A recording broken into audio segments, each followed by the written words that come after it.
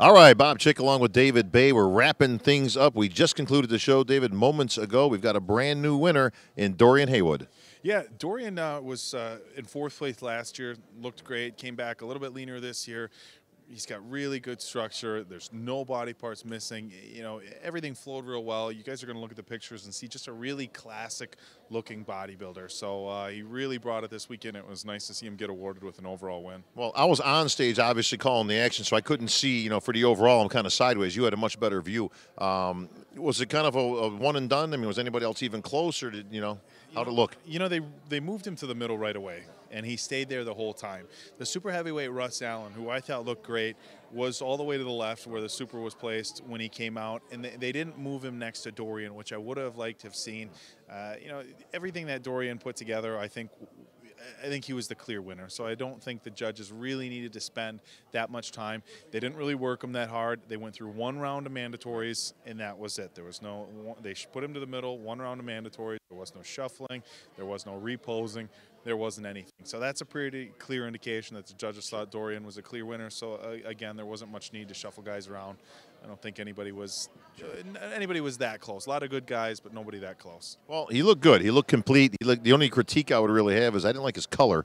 He had that goldish kind of stuff, whatever that is, and it always has, to me, it always takes away from the physique. And I've been telling people that for years. Any kind of a pastel color when them lights hit it kind of makes you look a little bit softer, but it certainly didn't hurt him here tonight. No, he has the gold Dream Tan on, which I'm not a fan of Dream Tan at all. Usually what we see is guys way overdo it with a Dream Tan, especially we see these Eastern European guys or these Russian guys that just bathe in this stuff. To me, it hides some cuts. Yeah. And for as good a shape as he was in, I would have liked to have seen him with a different tan.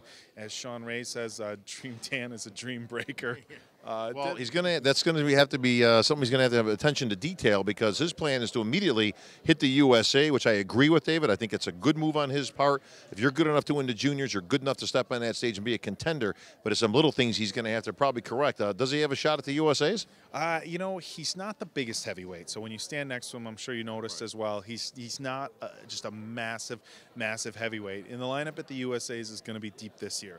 From a shape and conditioning standpoint, just aesthetics, I think he can roll with anybody, but I think he's going to run into some guys that are going to make him look a little bit outsized, and so I don't know that you're going to see him, cracking the top 5 at the USAs, but it's hard to say. You never know what the rest of the guys are going to look like. We know he can bring good shape, so to his credit, maybe if he comes out and really nails it and a few of the other guys that should be top contenders slip a little bit, we might see him in the top 5. All right, well, that's going to wrap things up here. A great show overall, over 700 athletes. We actually got done in a pretty good time. It's about as fast as you're going to get 700 athletes across the stage, so it wasn't too bad. But you could see the general energy of the crowd was very good, very enthusiastic here. I was just going to say, Cicherillo Olivia Jr., definitely a local favorite here. Third place finish for him. I know he was one of the favorites coming in. A little bit soft, and I'm not so sure he was maybe even a little softer tonight. But another physique, I'm not so sure if I'm him, I wouldn't be at the USAs or one of these shows. He comes in 4, 5, 6 pounds trimmer. He's a contender. Yeah, I don't know what he weighed in at, so I don't know if he's a guy that's looking to cut down to the heavyweights. He looks like he might be a little big, even in better shape to make it to heavyweights, but he looked really good. He's got huge quads. The only knock on his physique, if I could say it, is looks like he's got big obliques. So he's got a real broad upper body, real good quads, but he doesn't quite taper in the way that some of the other guys do. But that being said, I agree with you. It would be nice to see him really hammer the diet for the next couple of weeks or months and step on stage at the USAs and give the super heavyweights a run there. All right, well, we had some real good winners out there. I actually thought the overall quality was a little bit better than it's been in some years here, especially in bodybuilding, but in some of the other classes as well. Bikini winner Brittany Taylor looked great, and we've got all the winners, of course, right here at MD, folks, so feel free to log on there and you can check it out. We've got all the results. We've got all the pictures. David, nice job, obviously, on the coverage of the show, and our main girl and squeeze, Adina, is back there. She's been working it up, so, little hats off to our girl, Adina, because she makes all this stuff possible. So, David, thanks a lot for the report, and that's going to sign us off here at Chicago at the Junior National Championships. Next week, I will be in New Orleans. My buddy Luke and Robin Tesvich putting on some IFBB and then some NPC action there.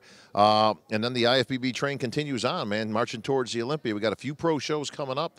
So obviously we'll be keeping you guys posted on all the events and obviously all the coverage. We got Tampa, we've got Chicago, a couple of big shows from our good friend Tim Gardner, Sacramento, Hani Rambot over there, and Sandy Williamson. So lots of good stuff coming up. So that's going to wrap us up here in Chicago at the Junior Nationals. For David Baye, this is Bob Chick. We're out.